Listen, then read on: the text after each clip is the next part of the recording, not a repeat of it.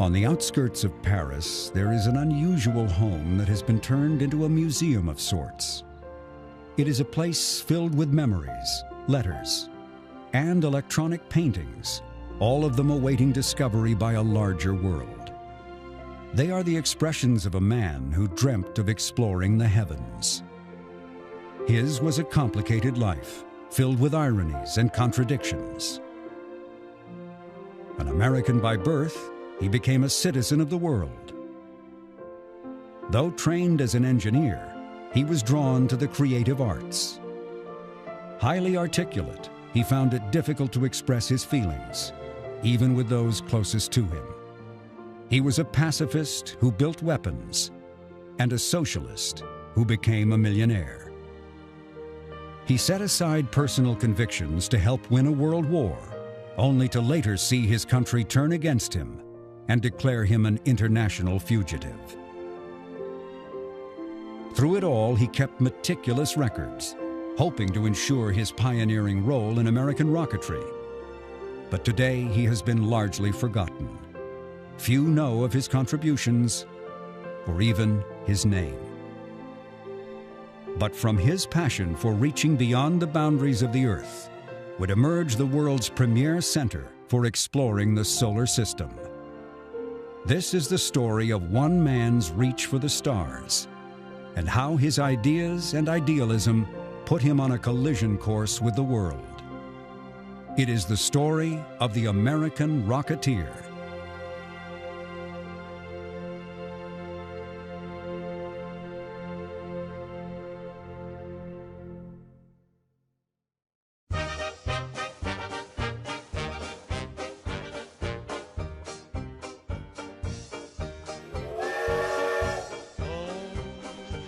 In the fall of 1934, a young college graduate climbed aboard a train in Texas and headed west. His college professors had chipped in to help buy his train ticket. He was now headed for Pasadena, California.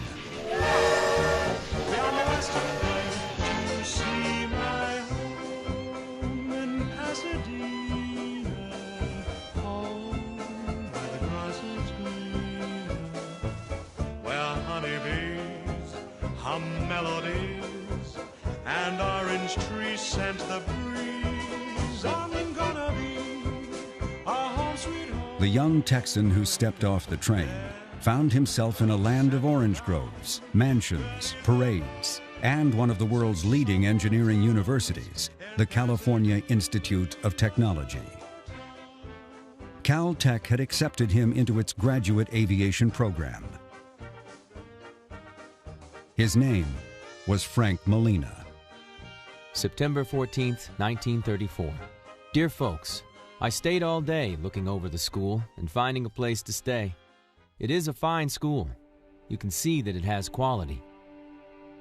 Caltech and Pasadena were a world away from Molina's roots. He was a first-generation Texan, born of Czech immigrant parents, both of whom were musicians. Frank Molina was expected to follow his father's musical footsteps. But instead of music, the young boy was drawn to science, mathematics, and art, much to his father's dismay. He made many cynical remarks about it that I bore very painfully. He also, I recall, belittled my intelligence many times in other matters. He was never really brutal about it, explicitly, but I knew that he carried many disappointments about his boy, as he dreamt he should be. Molina's forceful father expressed not only disappointments, but the desire that his son should pursue a military career, an expectation at odds with Molina's own ambitions. Early on, he showed signs of a strong, independent streak. In his senior high school yearbook, he declared to the world that he would follow the dictates of his own conscience. After high school, the cash-strapped Molina enrolled at Texas A&M. He majored in mechanical engineering and played trumpet in the Aggie band to help pay for his tuition. Though he did well in his studies, he did not fit in with the military culture of the school. Refusing to curse like the other boys, he was subjected to beatings. Turning inward, Molina became a voracious writer and reader. He kept a detailed journal, noting every book that he had ever read. Believing himself destined for a place in history, he encouraged others to safeguard his letters. Having before only dabbled with drawing, he became serious about art and drew self-portraits. On his dorm wall, he put up depictions of famous figures. Some were from the past. There were World War I generals and the famed aviator Charles Lindbergh, whose solitary flight across the Atlantic had only recently electrified the world. Aviation was pushing the outermost boundaries of technology, and it was the place Molina intended to make his own mark. And to study aviation, there was no better place in the world to be than Caltech. Here was a state-of-the-art wind tunnel, and a professor world-renowned for his work in aerodynamics, who would take Molina under his wing. Dear Mr. Molina, I'm very happy to inform you that you have been awarded a wind tunnel assistantship at the Institute for the next year, covering your tuition of $300. Such work would be at the rate of 80 cents an hour. Very sincerely yours, Theodore von Karman. Theodore von Karman was considered an undisputed genius, a fact not lost to him when he ranked the greatest scientists of all time. Sir Isaac Newton was at the top for having had 6 original ideas. Next came Einstein, whom von Karman credited with having had 4 great ideas. In my case, I have had 3 great ideas. Maybe more. Yes, perhaps 3.5 great ideas. Von Karman was as sociable as he was intelligent.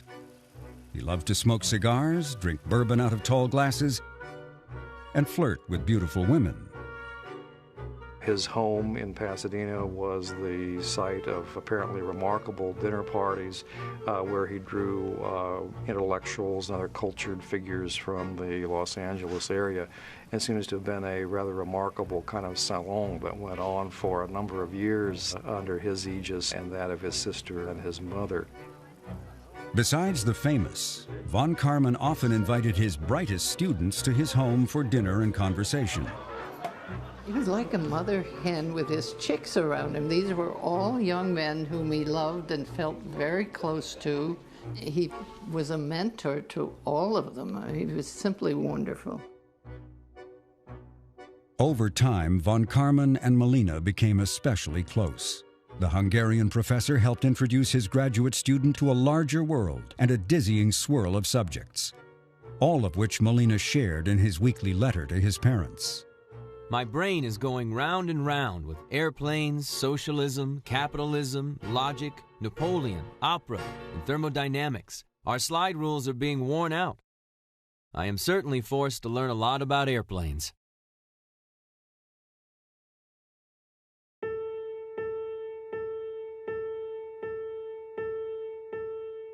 As Molina's letter home hinted, he was becoming intensely interested in politics and how to solve the Great Depression. It was the era of Roosevelt's New Deal, and socialism, if not communism, seemed to offer solutions for the stricken American economy. In the 1930s, he is not unlike a lot of intellectuals, attracted to Marxism and learning a little bit about a sense of social and economic justice and how they might be able to achieve those. And it's important to understand that in that era, Marxism did not necessarily have the broad negative connotations that it would gain during the Cold War. Dear folks, if the Depression continues and war doesn't break out, perhaps we will have some form of socialism even before some people think. There is plenty of reason for the rich class to be afraid. Don't worry about me getting into politics. That is unavoidable. There were so many terrible things happening in this country with the Depression. So this was not a rare thing. It's a great deal of it was being talked about, and particularly among people like that you had at Caltech, whose minds were very active and very bright. Of course they would be looking into this, there's no question about it. Many political discussions that Molina attended took place at the home of Caltech research assistant Sidney Weinbaum. The Russian-born Weinbaum was a formidable intellectual. He was a theoretical physicist, a talented pianist, and a master of chess. He was also the head of the Pasadena branch of the Communist Party. In the years to come, Molina's friendship with Weinbaum would have far-reaching consequences.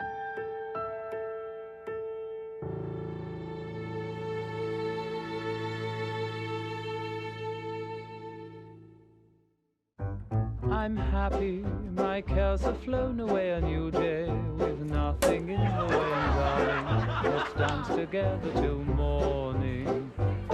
Though politically brash, Frank Molina was no firebrand revolutionary. His letters home quickly jumped from politics to opera to the Aggie football team to a budding social life. Dear folks, last night I went to a dance at the Athenaeum.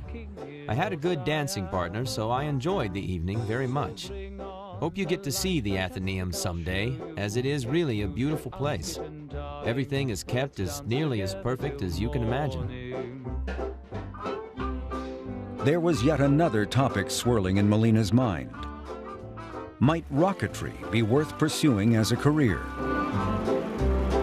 And darling, let's dance together till morning. So far as respectable scientists were concerned, rocketry was really Buck Rogers' stuff.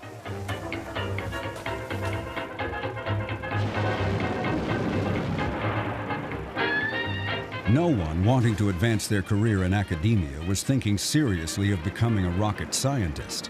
In fact, the words rocket and scientist had yet to have been joined together as a respectable concept. It was very much an amateur sort of thing and very much a fringe kind of thing.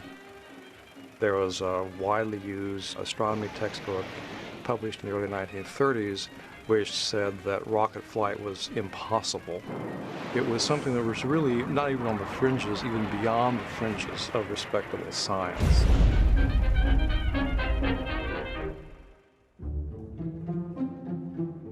Molina's interest in rockets might have been a passing whimsy had not two young men approached him with an intriguing proposal. Might the three of them, these two strangers asked, team up and build rockets? Their names were Ed Foreman and John Whitesides Parsons. They had been friends since meeting on a schoolyard. Neither possessed a college degree, but what they lacked in their education, they more than made up for in enthusiasm. Apparently it was just electricity. They shared this dream of building high-altitude rockets, and my dad must have been already thinking about it seriously, and so it was just electric. Foreman was a mechanic who knew how to bend metal into rocket casings. Parsons was a chemist who could fill those casings with rocket fuel. What they needed was the scientific discipline Molina could provide, and the sponsorship of a Caltech professor. Von Karman, with an affinity for the unorthodox, gave the project his blessing, but there were conditions. They could make use of his laboratory, but only in off hours, and they would have to raise their own funds. I was immediately captivated by the earnestness and the enthusiasm of these young men. Most young people are quite serious about their dreams, so this in itself was not what interested me. It was the unusually strong background and drive of these young Rocketeers. Parsons and Foreman told me that their backyards in Pasadena were pockmarked from the effects of rocket explosions. Foreman and Molina would never be close. But Molina and Parsons found their interests meshed beyond rockets. There were common interests in music and literature. Years later, Molina summed up Parsons as rather exotic, of the cultist type, which of course was not unusual in California. It was a clever but obscuring description of Parsons, who was in fact a practitioner of black magic and the occult. Parsons loved to recite pagan poetry to the sky, while stamping his feet.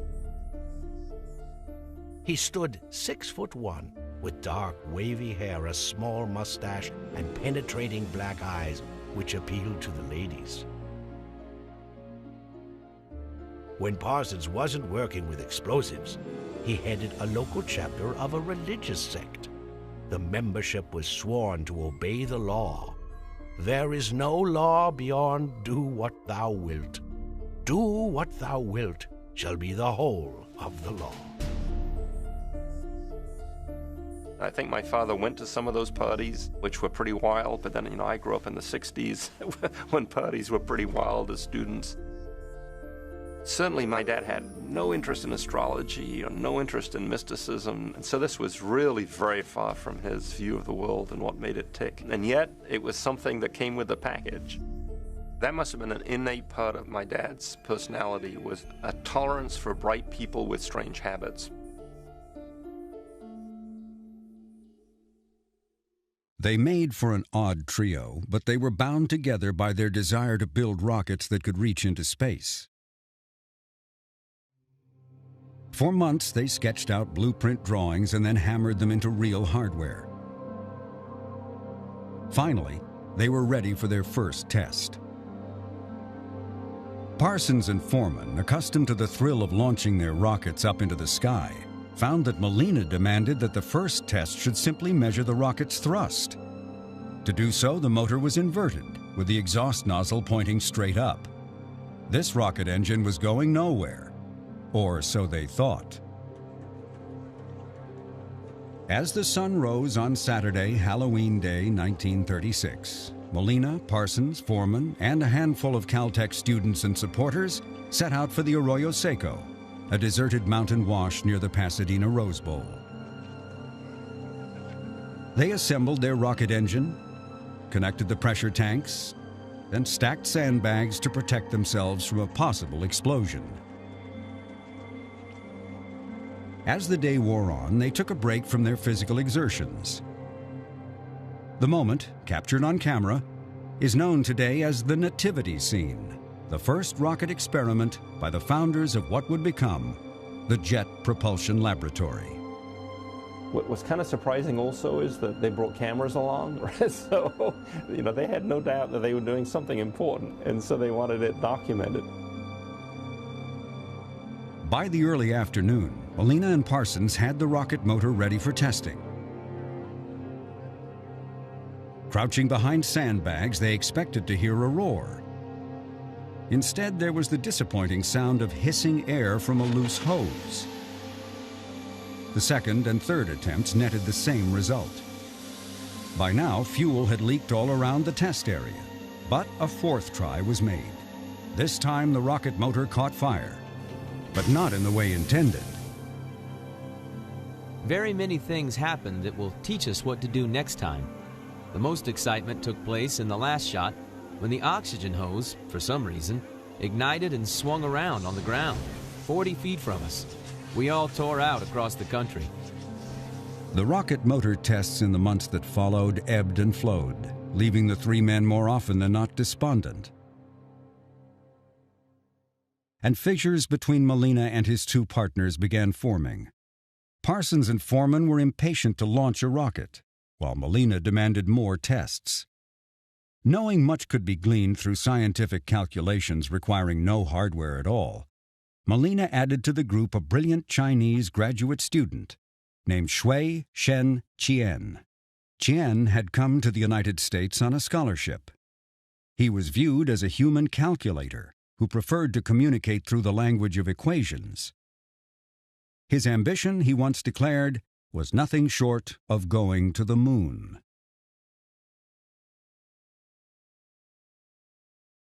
Despite the addition of Qian to the team, the lack of funding threatened to put a halt to the whole effort. Attempts to join forces with the most well-known U.S. rocket pioneer, Robert Goddard, were rebuffed, much to von Karman's displeasure.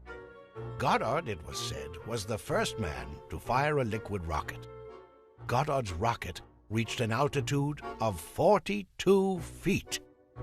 However interesting this is historically, I have never equated the characteristic of being first with being the greatest.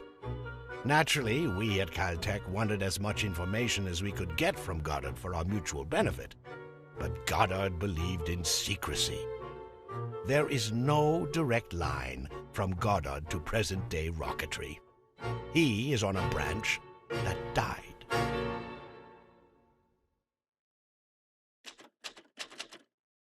Now desperate for money, Parsons and Molina began writing a science fiction treatment they hoped to sell as a movie script or novel.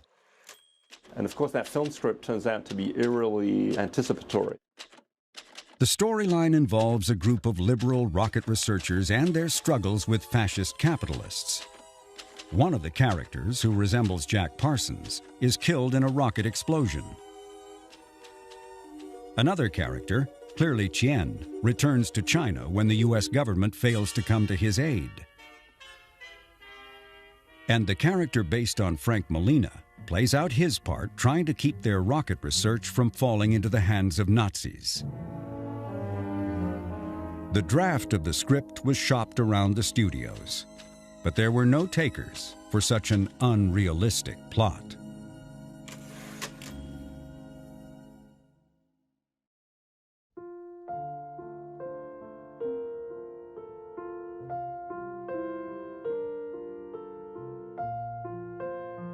Rockets, politics, and classwork weren't all that were occupying Molina's time.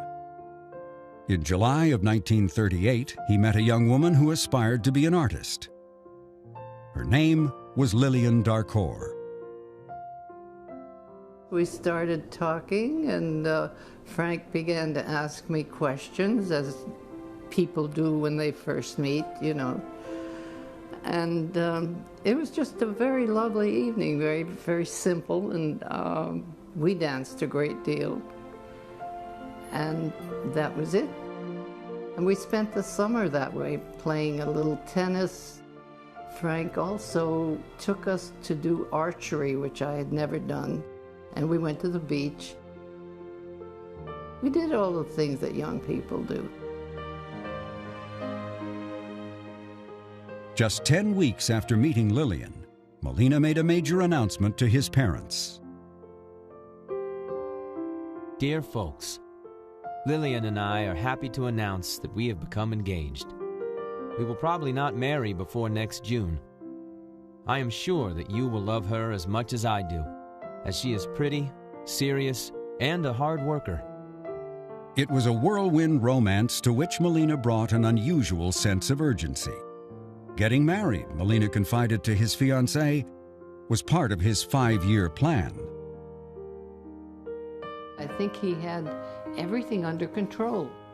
He had it compartmentalized, and he tried to live by that. He had a good sense of humor, you know, when he let it go. I always felt that it was like being held back a little bit. It would have been so nice if he could have just, you know, let it explode. Many tell me that I am secretive, something I can't understand.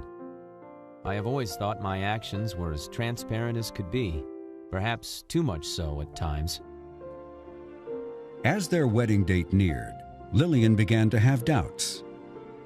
I felt the distance between us always. I didn't like that. And I kept telling myself it was me, that I was just being foolishly romantic and too young. But I was a little bit aware of it then. Lillian's parents, smitten with Molina, encouraged their daughter to go ahead with the marriage despite her doubts. She was all of 19 years old.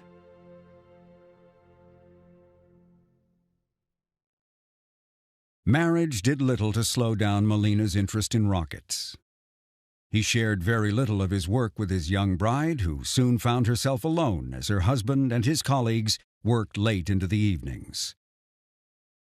I would come home from art school, I would go do the marketing, cook something awful because I didn't know how to cook in those days. I think I was responsible for Frank's bad stomach. And then they would come over, and I could hear all the voices and the arguing and no, yes, and let's do this and let's do that. This went on almost every night.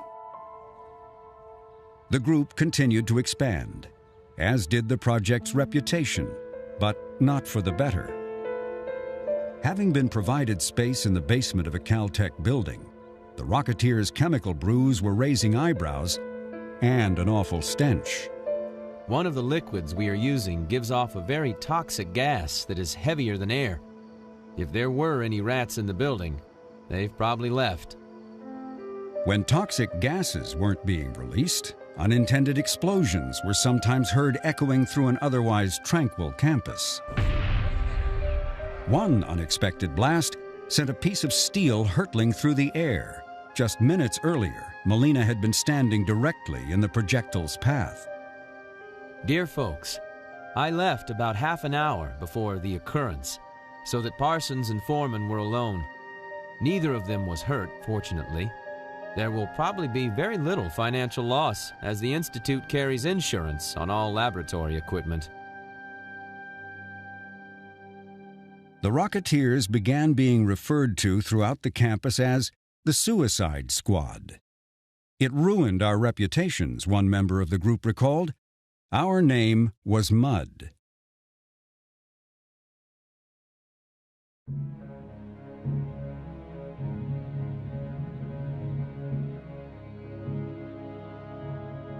In 1938, Europe was verging on war. Military planners in the United States fanned out to universities across the country, searching for new technologies should the country be drawn into the conflict. One stop was at Caltech. Dear folks, a big shot from the Army Ordnance Division was here today. He told of the Army's experience with rockets and thought there was little possibility of using them for military purposes. I silently rejoiced. I have no doubt that a war will break out sooner or later, but I can't get very enthusiastic over making rockets for murdering purposes. Though the Army's Ordnance Department passed on rockets, Hap Arnold, the general in charge of the Army's Air Force, saw possibilities. Arnold was acquainted with von Karman and was intrigued by what the professor had to say about his student's rocket project.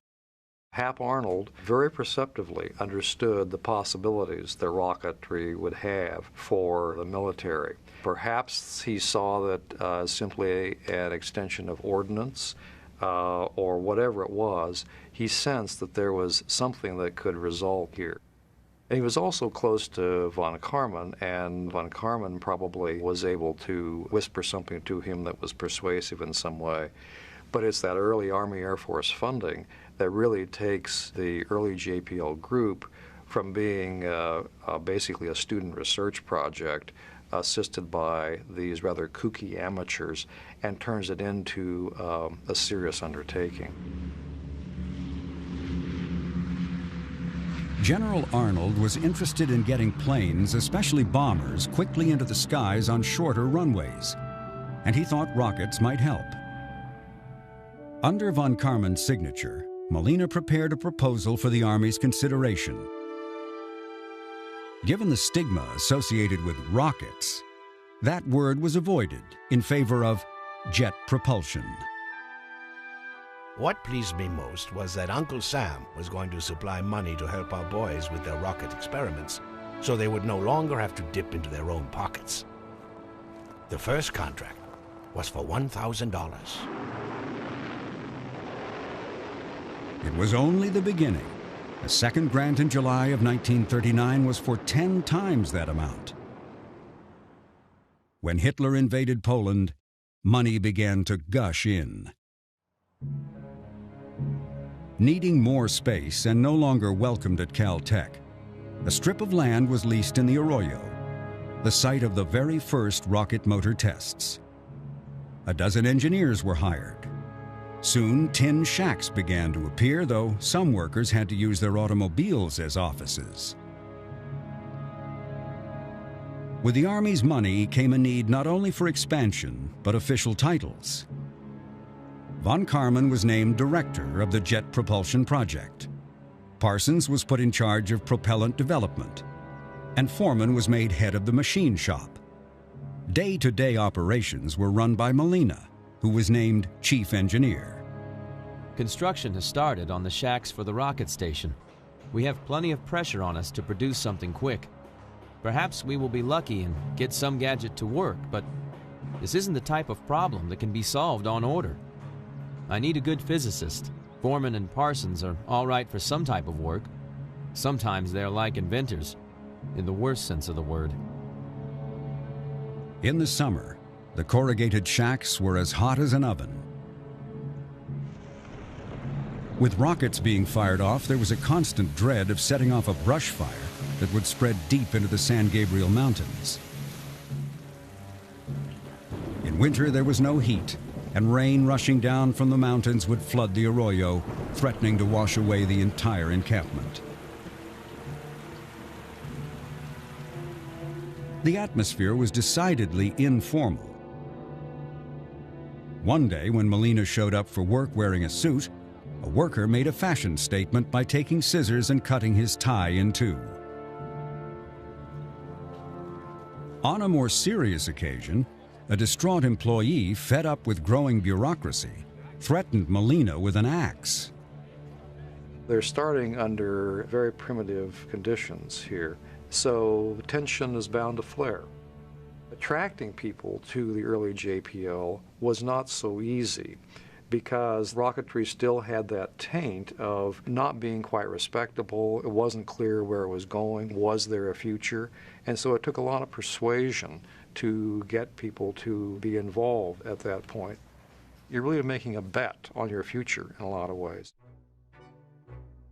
One PhD recruit arrived at the site after a bumpy ride in on the dirt road and uttered, "My God, what have I gotten into?" But the work went on. The team first intended to build a solid rocket. So many explosives experts believed we were embarking on a wild goose chase. I remember well the repeated and occasionally unnerving explosion of Parsons' rockets. I began to wonder whether our original idea was practical, and I continued to listen to more explosions.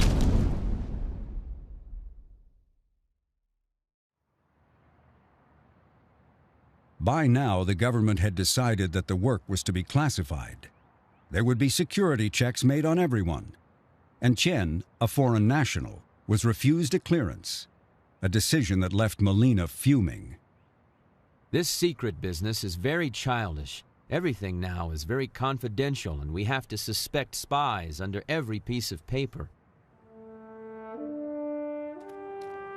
But the war was nearing.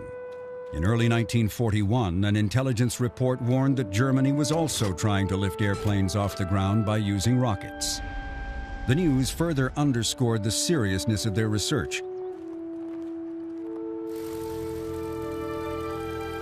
In August, they believed they were ready for their first test. Their modest plan called for mounting 6 canisters, called Jet-Assisted Takeoff Rockets, or JATOS, to the smallest plane they could find, a 753-pound aircraft called an air coupe. One of von Karman's graduate students, Army Lieutenant Homer Boucher, volunteered to be the pilot. A week or so before the flight, Boucher came down to the Arroyo Seco to see how the rockets were working. Parsons had set up a packet of rockets which simulated the rack on the plane. As the group gathered to watch from a safe vantage point, he ran through a brief countdown and pushed the firing button. Explosions occurred like on the 4th of July, and nozzles flew off in all directions. It could not have been worse. Parsons came to realize the longer the rockets were stored, the greater the odds of an explosion. But no one knew why. The first static rocket test was conducted with the plane secured to the tarmac. A nozzle on one of the JATOs blew off, tearing a hole in the tail of the plane. At least, one of the Rocketeers joked, It isn't a big hole. I must express my admiration for Boucher's courage and faith, for he did not give up his agreement to go ahead with the tests. There's a certain amount of gallows humor about all of this. Looking at the small hole in the fuselage. For one of the tests, they take off the propeller, paste one of the safety pushes that was around during the war over where the propeller had been.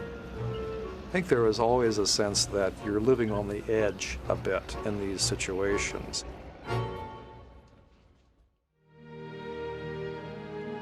A few days later, on August 12, 1941, with Carmen and Molina overseeing preparations, 6 freshly made JATOs were mounted underneath the wings of the light plane. As Boucher climbed into the air coupe that day, I am sure we all shared a certain tingle of mounting excitement. We knew that this test was vital to convince the Air Corps that our rockets worked. But were there any other unknowns that we hadn't considered? Would there be troubles with the airplane?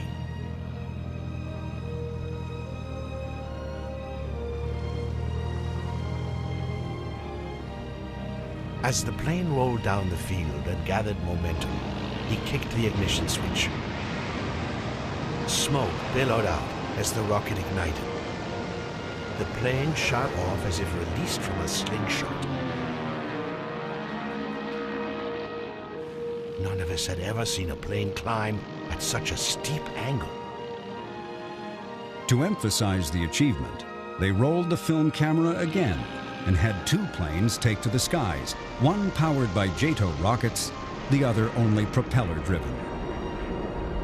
The strapped-on JATOs had cut the distance needed to take to the air almost in half. The team was ecstatic, but because the work was now classified, there were no public celebrations. Molina could only hint of the accomplishment in a letter home. We have had success this week with our rocket project that exceeded our highest expectation. Wish I could tell you more about it. The flight test was a major step forward, but the problem of the short shelf life of the fuel continued to hamper them. After a few days of storage, the canisters were more likely to explode than fire off. But in a moment of insight, Parsons tossed out some of the traditional ingredients of black powder in favor of an unusual combination of asphalt and potassium perchlorate. The storage problem was solved.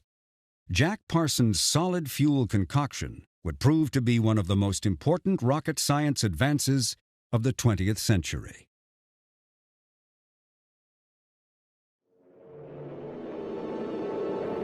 One, two, three, four. Hello, NBC. Hello, NBC. This is KCU in Honolulu, Hawaii. We have witnessed this morning the distant view, a brief battle off Pearl Harbor, and a severe bombing of Pearl Harbor by enemy planes, undoubtedly Japanese. Dear folks, we got up this morning and turned on the radio to listen to the symphony concert.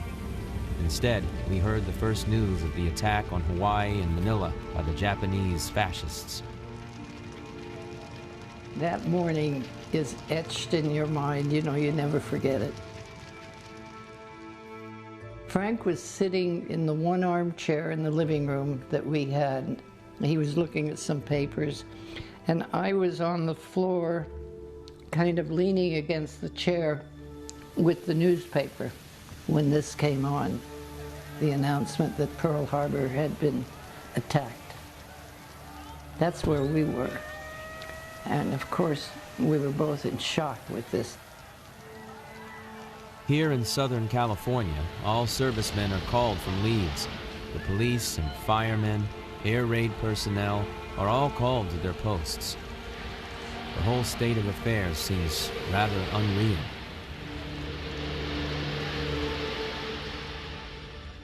With the United States' entry into World War II, the work of the Rocketeers took on a wartime urgency, and they were given new challenges to research. The team was now experimenting with liquid propellants.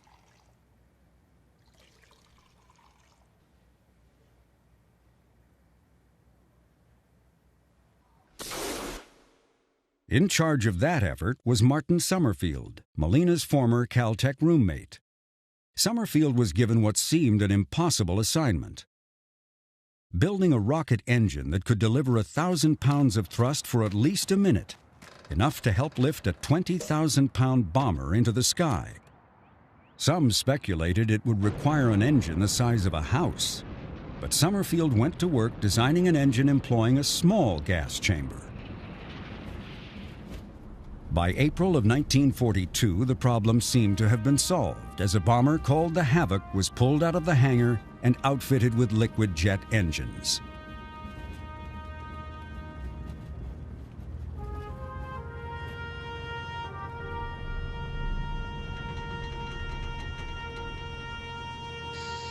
Given the possibility of an explosion that would ignite the liquid propellants and doom the plane, only 2 men were allowed on board: the pilot and an operator stationed in the rear whose job was to ignite the rockets.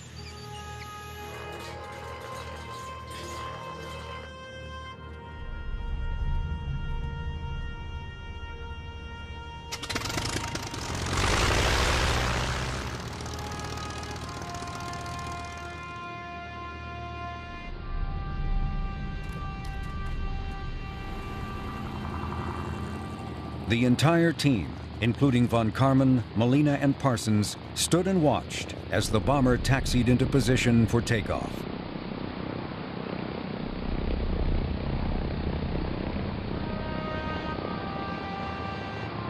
The engines revved up, the rockets ignited, and suddenly the bomber took off with a roar, almost straight up. As smoke billowed forth, the plane continued to rise as though scooped upward by a sudden draft. It was a wonderful sight, and the beginning of practical rocketry in the United States. Molina was as excited as von Karman with the test and rushed out to congratulate the 2-man crew after they safely landed. Soon afterwards, he shared with his wife his pride in the accomplishment. I have not written to you for some time, mainly because of the pressure of work during the past hectic 2 weeks. The most important fact is that this weekend the outlook for the future is the brightest it has ever been. We have something that really works, and we should be able to help give the fascists hell.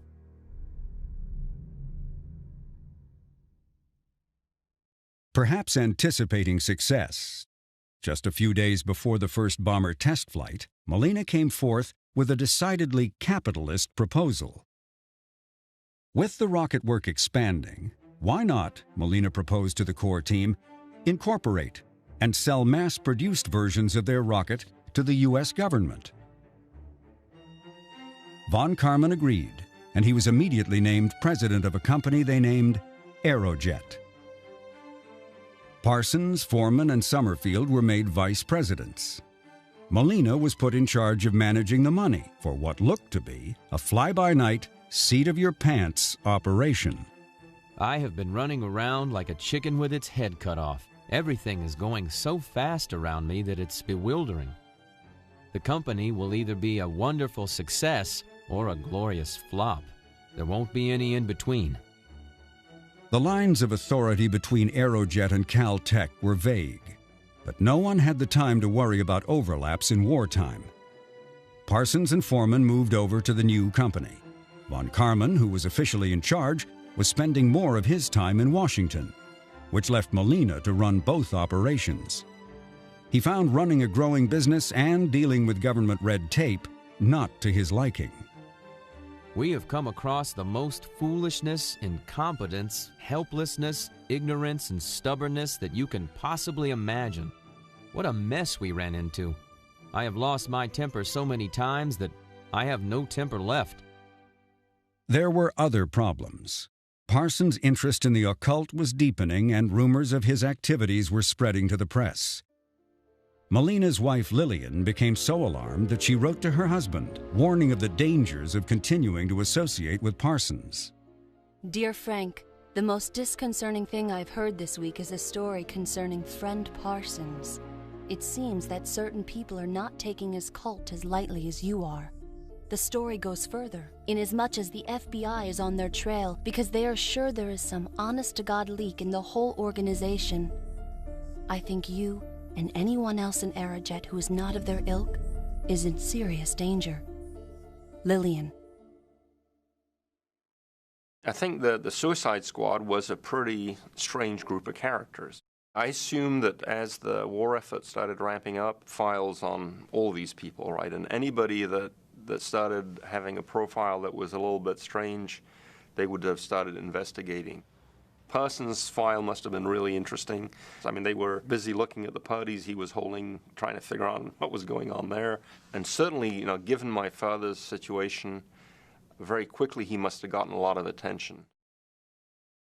Molina had no way of knowing it, but his political activities in the late 1930s had come to the personal attention of the FBI's director, J. Edgar Hoover. Hoover, convinced Molina was a member of the Communist Party, based on the report of an informant, ordered his agents to find the proof.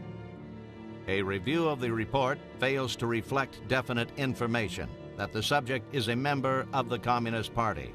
It is suggested that further efforts be made by your office to determine whether subject is actually a Communist Party member, in order that additional consideration may be given to the preparation of a security index card concerning him. What's now known from released FBI files is that Molina had been of interest to the Bureau as early as 1942, with a dozen informants having provided information about him. One of them told of Molina having attended and hosted Communist Party meetings prior to America's entry into World War II. After 2 years of investigative work, the FBI's Los Angeles office reported back to a disappointed Hoover that their investigation failed to indicate that Molina was actually a member of the Communist Party. The memo went on to recommend Molina not be placed on a list of security risks. There the matter rested, but was not forgotten. Whatever suspicions the FBI may have had about Molina and others, they did not act upon them.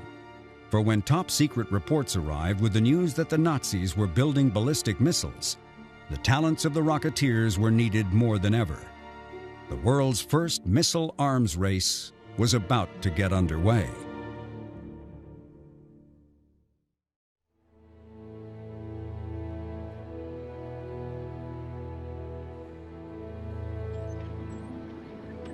In July of 1943, Theodore von Karman was shown a series of top-secret photographs. They were pictures of what looked like ramps being constructed off the coast of German-occupied France. What, the Army wanted to know, could they be?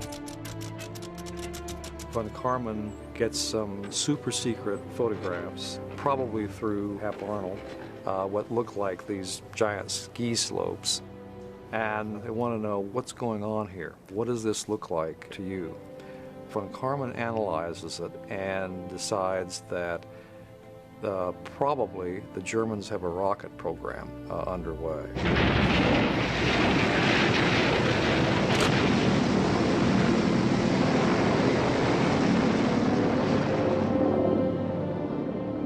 The V-1, the V stood for Vengeance Weapon, was an early cruise missile, first used in June 1944. Over 8,000 of these subsonic buzz bombs were launched against England and Holland.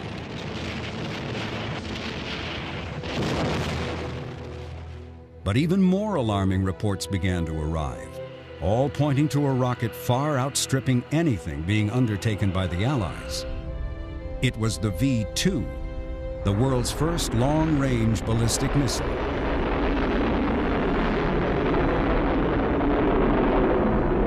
Flying at supersonic speeds, the V-2 gave no warning, was invulnerable to counterattack, and could take out an entire city block with its 1-ton warhead. The U.S. Army wanted its own V-2 and looked to the Pasadena Rocketeers to deliver it. Frank Molina was given the assignment of drawing up the proposal. We may have a big blank canvas facing us in research, since there is a probability that the new program from Washington will come through. I feel a little frightened in tackling such a big job, and Dr. von Karman is also hesitant. No final decisions have been made, so that I do not know exactly where we stand. Molina quickly turned to his Caltech colleague, Shui Shin Qian. In the past, Qian had been excluded from working on secret government projects due to his foreign status. But that concern was discarded given the news of the V2 and the need for his calculating skills. The proposal written by Molina and Qian, with von Karman's name prominently attached, called for a crash American rocket program. Issued on November 20th, 1943, the report carried the name of JPL-1, the first time the words Jet Propulsion Laboratory were ever used in combination. The plan was quickly accepted, and suddenly millions of dollars were made available to the one-time cash-strapped Rocketeers.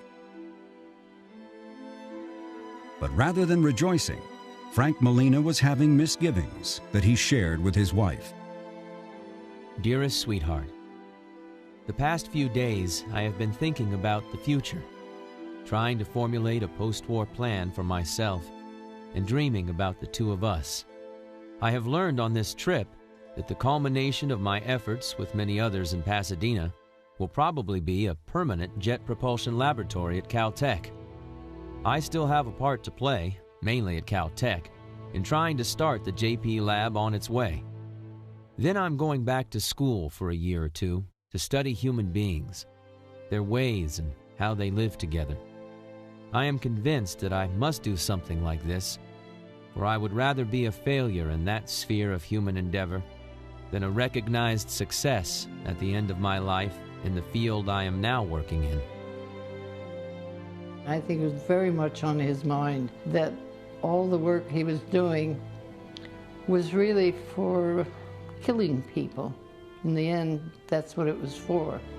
He was very disturbed about that, because he was a humanitarian. I mean, he was a great idealist, I think, and I think he had difficulty, how would I say, matching his life with what he really thought life should be. So I would ask him, but what can you do? What can we do about it? Do you have any ideas? You can't stop what you're doing. He said, no, I can't. I have to go on with this. So I said, so do it. You know at least that you're helping the war effort. This is very worthwhile. And we would leave it like that. And he had made his peace with, I guess, what he considered a compromise. That's all I can say. But I think it was very hard for him. Molina, who had been an officer in the Army Reserve going back to his Texas A&M days, was sent to London and France to witness firsthand the destructive power of the V2 and to see what might be gleaned from bits of the rockets that survived impact. Sunday, I got into uniform for the first time in 10 years. I had to buy it here, and considering everything, it fits fairly well. Since I am here as a technical representative, therefore wear no officer insignia but do wear an officer's uniform, the GIs have to salute me when I pass them. Some do, some don't, and some get their arm halfway up before deciding against it. I have had some good laughs. That was what he wrote to his parents, but to Lillian, he confided more. I still haven't been able to rid myself of that subconscious feeling of anticipating flying bombs or V2 rockets sailing through the air, one of them with my number on it. I went to bed very early this evening, and I had a very vivid dream just before midnight. As you know, there is one characteristic that I have fought against, and that is an unreasonable fear of physical pain, not so much for myself, but when it happens to others. I know there must be some suppressed fear that gives rise to these reactions. As I think back, I am conscious of a great fear of my father, who was very impatient with me if I could not carry out his desires. As you know, he was at one time a butcher, and I shied away from that business. Those were Molina's tortured thoughts at night. During the day, he moved ahead with creating a missile he was reluctant to build. He's constantly wringing his hands about how this is, oh, he just hates doing this, and building things that are going to kill people and break things is not what he really wants to do, and it's not what he's about. And he always comes back at the end of this, after he has this soul-searching exercise, to say, but, you know, we have to defeat the Nazis. We must win this war, and if we don't, it's going to be a new dark ages on Earth. Dear folks, I got back to Pasadena on a B-17 bomber. I am gradually getting used to the absence of explosions. I will have a new title, something like Acting Director of the Jet Propulsion Laboratory at Caltech. Molina was by now managing an evolving operation that had moved beyond JATOs to rockets.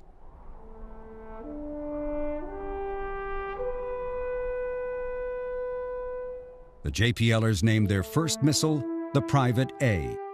The rocket's modest rank was fitting, given its small size.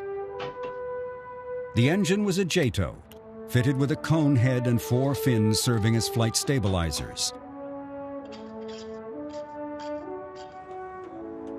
To achieve liftoff, the Private required a small launch tower with guide rails and a booster stage containing 4 smaller solid rockets.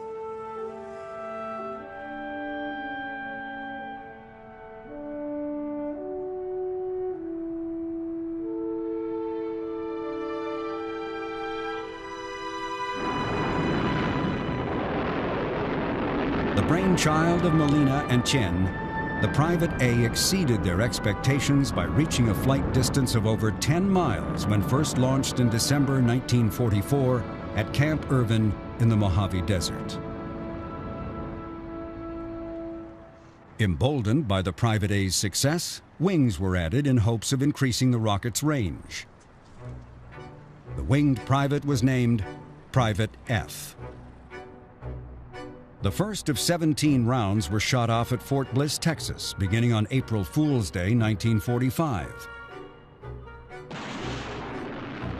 The rockets blasted out of the launcher as planned, but then promptly corkscrewed into the ground. The letter F, the joke went, stood for either failure or fiasco.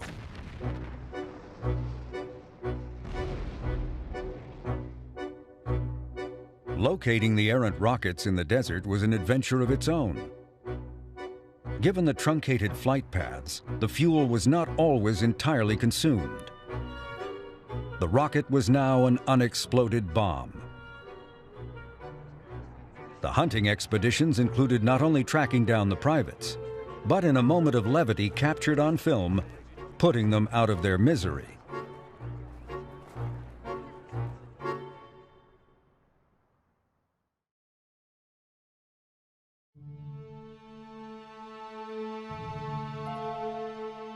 As the war was ending in Europe, Theodore von Karman and Shui Xin-Qian also donned U.S. officer uniforms.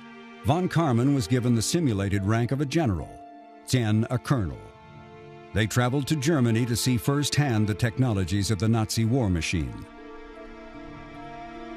Von Karman, who had once lived, studied, and worked in Germany, was shocked by what he saw. I was deep in a country which I had once believed was the fulcrum of world science. Now it was rubble, abandoned machinery, and dull, spiritless faces along the road. Reminders of the deep tragedy that had occurred because of the Nazi urge to war. I thought to myself, how much misery had been brought to a highly civilized people by stupidity, ignorance, and distortion of truth. As the German army collapsed, von Karman and Qian fanned out in different directions, searching for German engineers and scientists and the machines they had built. Von Karman found more than he had bargained for. We went on to Nordhausen, which lies in the Harz Mountains. Here, work on V2 rockets had been carried out. The visit proved to be one of the most ghastly experiences I ever had. The Nazis had developed a fiendish scheme of executing their prisoners by controlled starvation.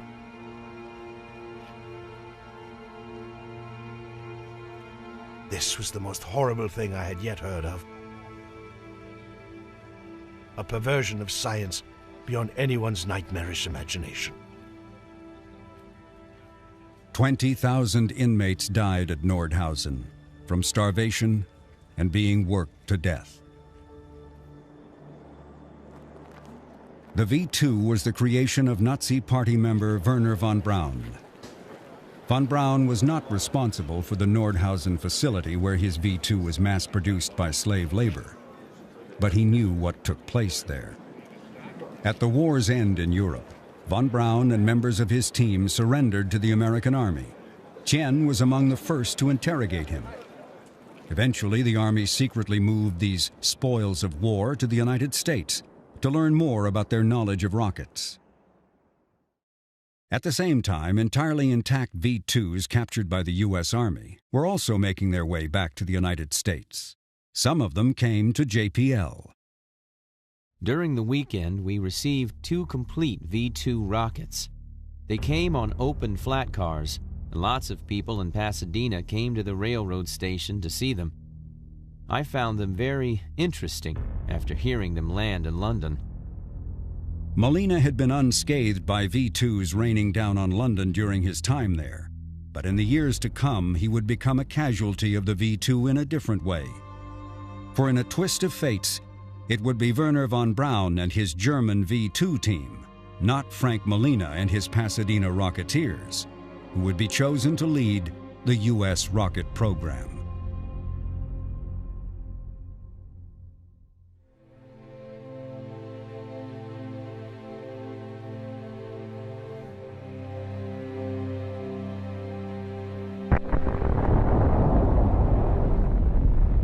On July 16, 1945, the first atomic bomb was detonated at a New Mexico test site named Trinity. 3 weeks later, the United States dropped atomic bombs on the Japanese cities of Hiroshima and Nagasaki. In a matter of days, Japan surrendered. World War II was over. August 23rd, 1945. Dear folks, it is a long time since I have written to you. So many things have happened in the last 10 days. The end of the war still does not appear a reality, but I guess it is true. The development of atomic energy is here, and no one knows for sure what it means, except that another war might be worse than the last one, if that is possible. You asked if I had anything to do with the atomic bomb. No, I did not, although many of us knew that that work was going on and that whoever succeeded would probably win the war.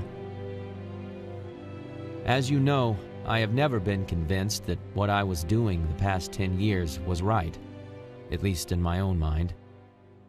Technical developments are now so far ahead of other human arrangements, it appears nonsensical for one who sees the gap to make it even wider.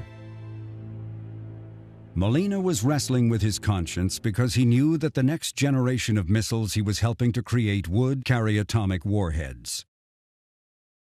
A follow-on to the private rocket was already underway. Molina also proposed another missile known as the Wack Corporal. This liquid-fueled rocket, Molina thought, could be used for science rather than military purposes. WAC was shorthand for Without Attitude Control, a way of indicating the missile had no guidance system. The WAC Corporal's increased range required a remote testing site. The spot chosen was White Sands, New Mexico.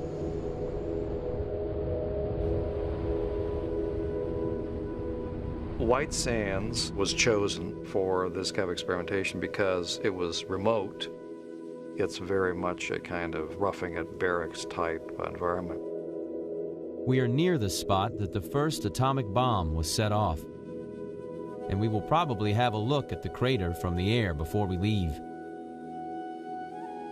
We are very comfortable, the food is fine, and we should have a pleasant time, provided we do not have too many technical difficulties with our baby.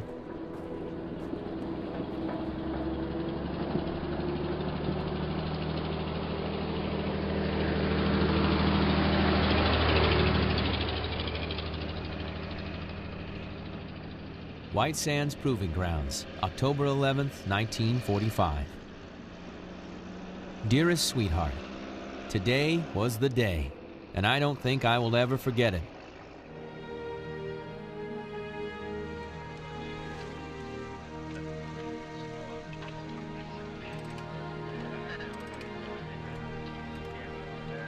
Our little lady performed beautifully on her maiden flight.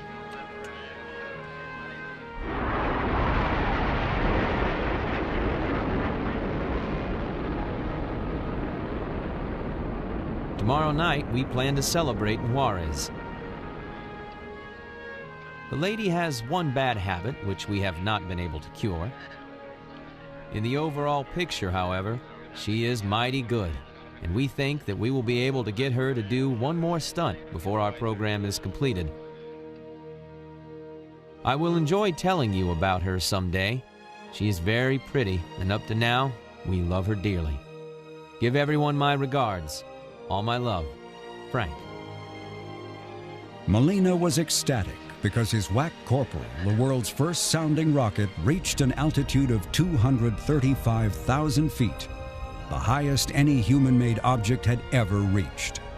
It was what Rocketeers had always dreamed of achieving, reaching the very fringes of space. Of the original group, Molina was the only one to witness the achievement. His mentor, Theodore von Karman, was in such demand by the Pentagon that he had all but set up permanent residence in Washington. Jack Parsons and Ed Foreman had cashed in their Aerojet stock and moved on. Even Tien was gone, having relocated to MIT. Molina was alone in another way. Even as he celebrated the heights of success of his little lady, his personal life was coming apart. The FBI was once again investigating him. While he was away on a trip, his wife was warned by a friend that the FBI was searching the Pasadena homes of people suspected of Communist Party activity, and that Molina was next on the list. When I got home that evening, the house had indeed been broken into, and things on Frank's desk had been rummaged around, drawers had been opened.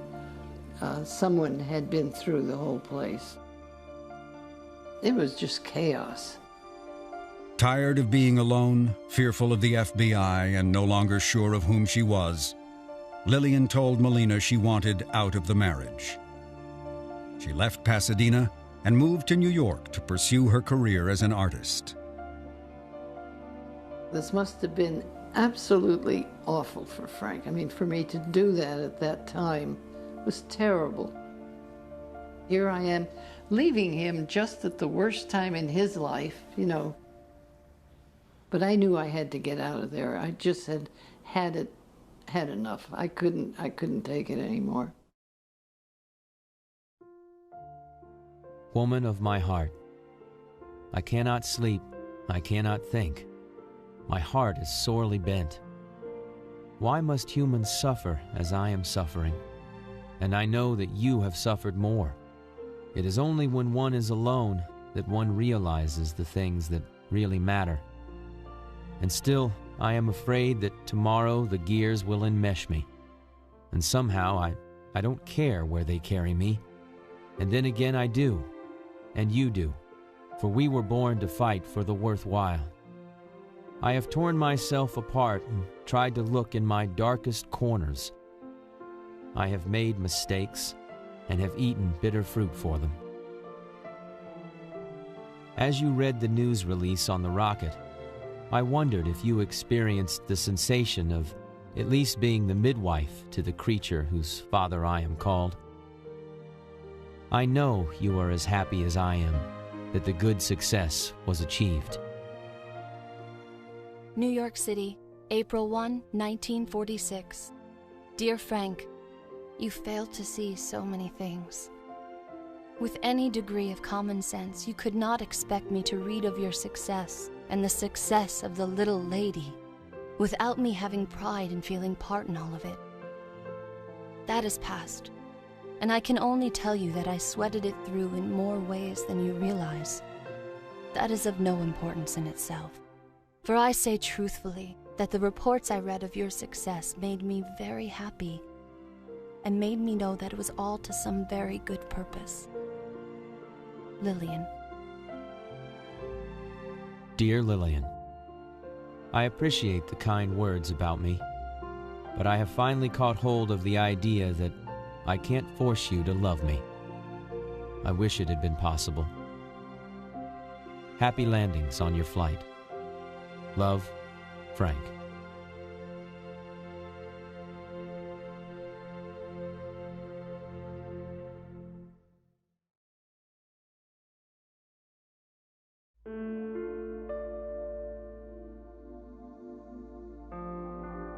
Molina's marriage was over.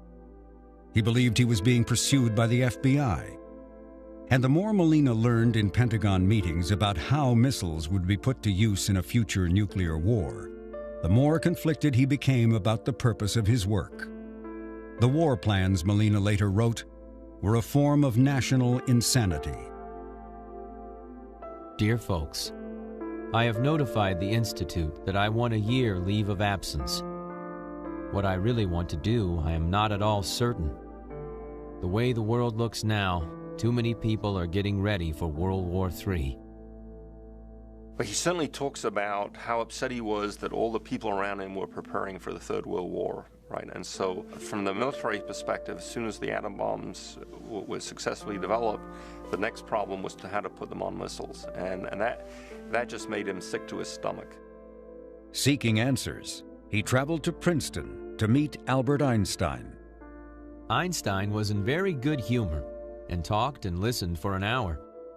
He is, like almost all scientists, disturbed over the hysteria that is current in the U.S. He said all of us in international organizations must have courage to fight for real issues. In the spring of 1947, Molina boarded the Queen Elizabeth, bound for France and a new career working for the United Nations Education, Scientific, and Cultural Organization, or UNESCO. Molina's role there was to help scientists from around the globe find ways of collaborating. Just as at Caltech and rockets, I have to provide leadership and push. There is much to be done if we are going to be at all effective in stopping another war. I am now in a much better position to grasp things, and in a little longer, I will be really able to fight for some ideas.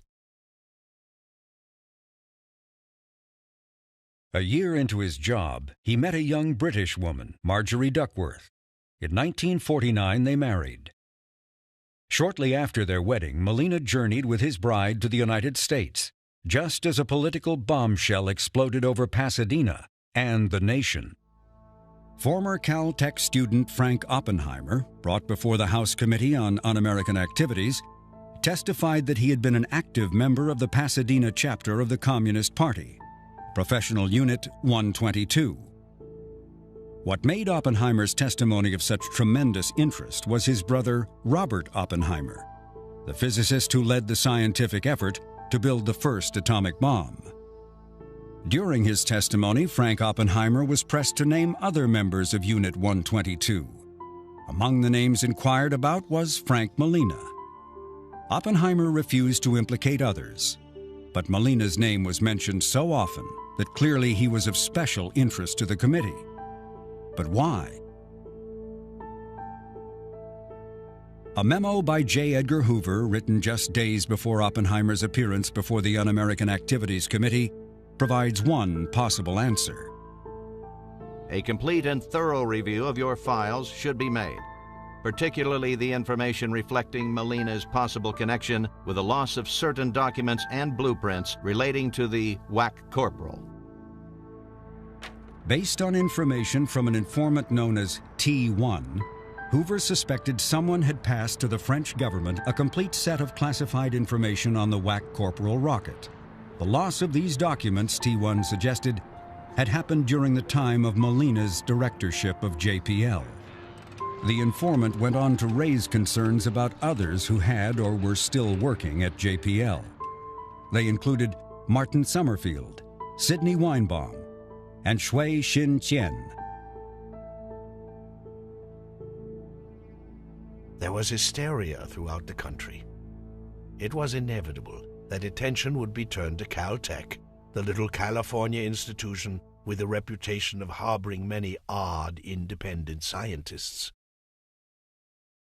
Martin Summerfield's security clearance was revoked, along with his ability to be involved in government projects. Molina's close friend Sidney Weinbaum lost his job at JPL. Weinbaum was another prime suspect in the alleged loss of WAC Corporal documents to the French. For a while, the FBI considered developing Weinbaum into a double agent, but ultimately he was brought to trial, charged with perjury for denying his Communist Party membership. He was convicted and sentenced to 4 years in prison. Qian, who had returned to Caltech after a stint at MIT, was also targeted. In September, as Weinbaum's trial was underway, Qian was arrested in front of his family and held for 2 weeks. The charge? That he too had lied about membership in the Communist Party. Qian's security clearance was revoked. He was allowed to teach at Caltech, but was kept under constant surveillance for the next 5 years. That was when enough time had passed, U.S. authorities hoped, to make his knowledge of missiles less than state-of-the-art. Only then was Qian allowed to leave the United States. The deportation of Qian, one U.S. government official later said, was the stupidest thing this country ever did.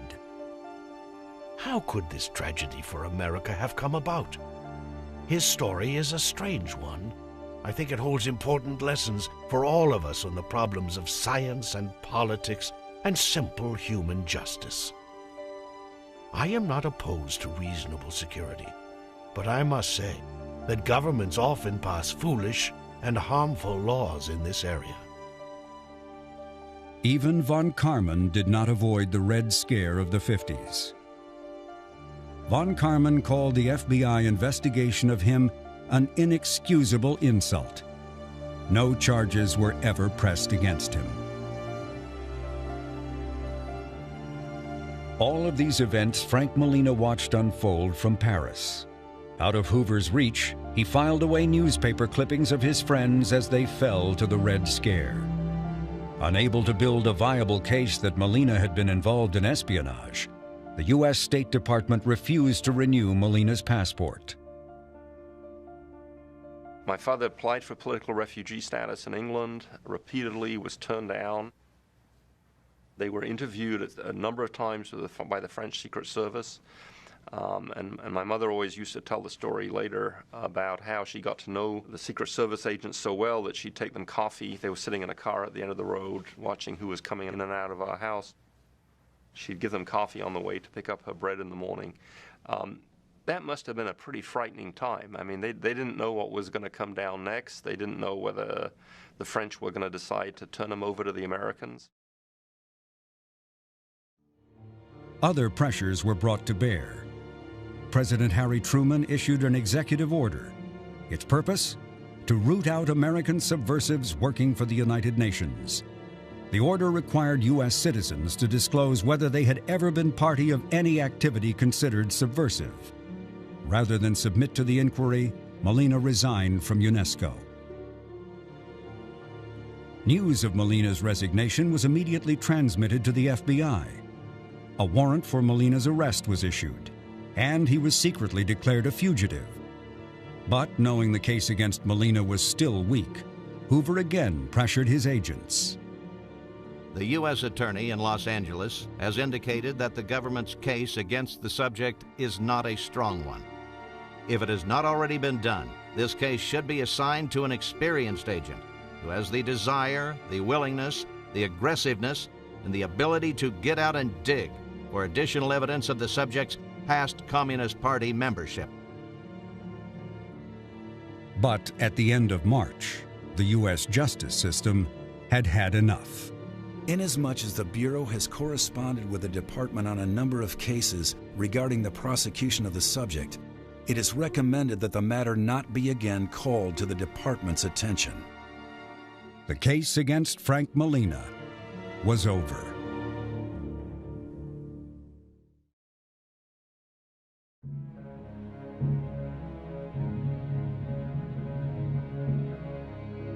America's Rocketeers were scattered by the winds of the Red Scare. Qian arrived in China and quickly went to work building China's missile program virtually from scratch. While he may not have been a communist when he arrived in China, 3 years after his return, he joined the party. Revered as the father of modern Chinese rocketry, he lived to see Chinese astronauts orbiting the Earth. He died at the age of 97 on October 31, 2009. He outlived all of his fellow Rocketeers. After leaving JPL and Aerojet, Jack Parsons became more deeply involved in cult activities, even as he continued to experiment with explosives. He died in June 1952, following an explosion at his home laboratory. He was 37 years old. In honor of his achievements, the International Astronomical Union named a crater on the Moon after him, a crater on the far side of the Moon.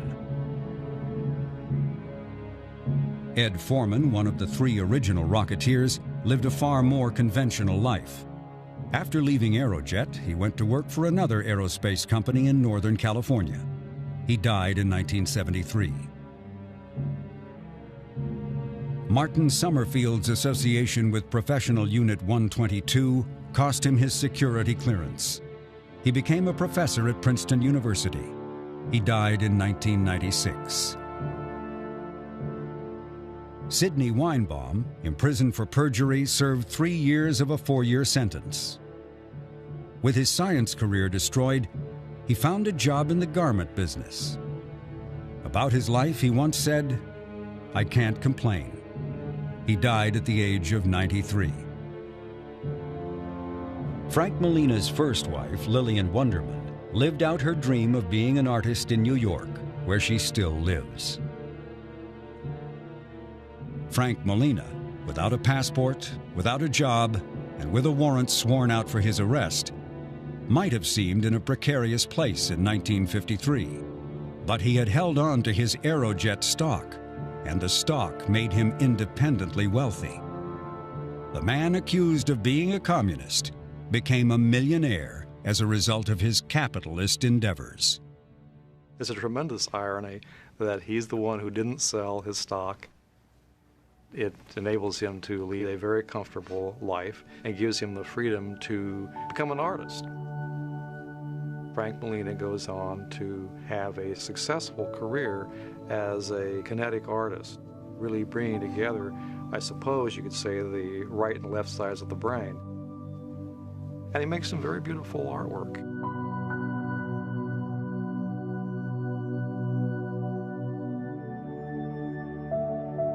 It's almost as if you put Calder mobiles into motion using machines.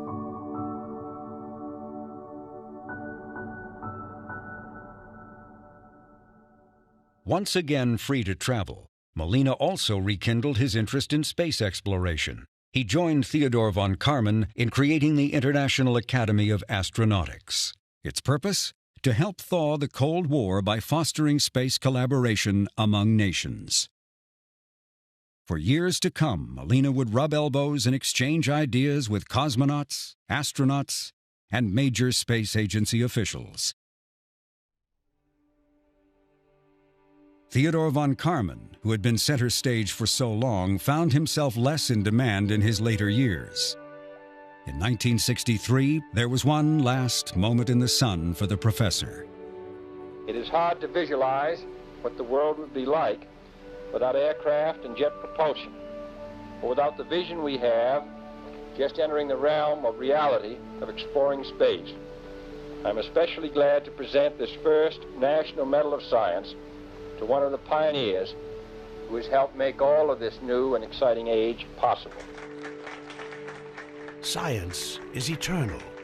Its progress is continuous. Being a philosopher's son, I have always felt it was necessary for me to believe in something. I still believe that God will do right by us, and that we will survive the spirit of destruction. In short, I am an optimist. I believe in the goodness of the future. And if I have done a small bit to help bring it about, I am content. Shortly after his visit to the White House, in frail health, von Karman traveled to Germany.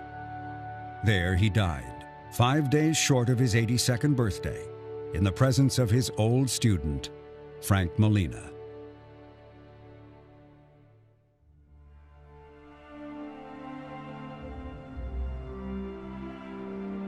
In 1968, Molina returned to JPL to take part in a celebration commemorating the first rocket experiment 30 years before. It was a bittersweet moment for Molina. The laboratory that he had played such a large role in bringing into being had gone on to build the first U.S. satellite and other spacecraft that had traveled to the Moon, to Venus, and to Mars. Most of the solar system, Molina knew, would soon be within reach. How different his life and the history of American rocketry would have been had he stayed in the United States, no one can say. What can be said is that America's rocket program took a different route with different players, and in doing so, the pioneering contributions of Molina and his fellow Rocketeers today have been largely forgotten. Molina died in Paris in 1981. He had never stopped working for peaceful and international efforts in the exploration of space, and he continued with his own work as a kinetic artist, creating more than 250 works. Nearly all of them speak of journeys to far distant places.